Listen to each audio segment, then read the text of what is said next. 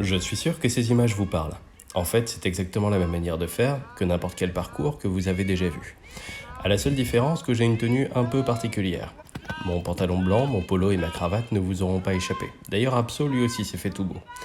Bon, très clairement, on était en concours le week-end dernier et à l'occasion de ça, on vous a fait quelques images pour vous expliquer comment est-ce qu'on s'organise en situation réelle. Prenez tout ce que vous savez déjà sur les crieurs et les indications que me donne Fanny et appliquez ça à une vraie recherche de performance. D'abord, la reconnaissance à pied du parcours. Le fait que je n'y vois pas ne change rien au fait que je doive effectuer la reconnaissance à pied. Au contraire, vous allez voir, j'ai besoin de repères, peut-être même un peu plus précis. Je vous laisse avec cet extrait vidéo où vous entendez les infos que me donne Fanny. Et par contre, après, c'est un double dans la diagonale, là où il y avait le triple. Par contre, il y a plus le temps parce que c'est à partir au niveau du B du triple, tu vois. D'accord. Donc là, on évase, on évase, on évase, on évase. Faut vraiment prendre le temps là. Sinon, on va arriver de biais. Là, Ok. on est en face. Observe, vertical, Très bien. une foulée. Ensuite vient le moment de la détente, autrement dit l'échauffement. Vous voyez ce petit gars avec un gilet jaune? Non, c'est pas une revendication politique, c'est juste pour être certain d'être bien vu par tous les autres cavaliers que, par définition, je ne peux pas voir. Encore une fois, Fanny me donne toutes les infos dont j'ai besoin pour me repérer sur cette piste-là, afin de gérer correctement mon échauffement et de me préparer à la suite qui nous attend juste après. Les premiers à gagner la piste quand tout le monde est prêt sont les crieurs. Ils se sont fait briefer par Fanny et savent chacun de quels obstacles ils doivent s'occuper et à partir de quel moment ils doivent commencer à m'appeler. Ensuite, c'est à moi de les rejoindre.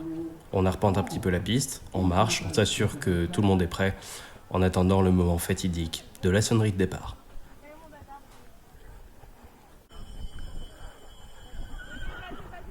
Voilà un extrait assez parlant. D'abord, cette première option à gauche. Je ne l'ai pas forcément très bien gérée, ce qui me mène à faire faute sur l'entrée du double.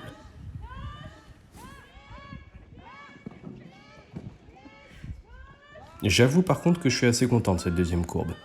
Allez, le même extrait et en caméra embarquée maintenant. Écoutez ce que j'entends, regardez ce que je ne vois pas, et rendez-vous compte à quel point le vent vient tout embrouiller.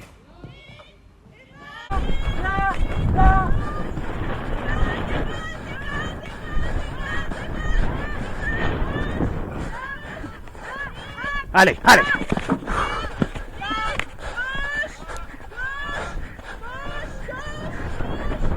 Oh. Oh. Oh.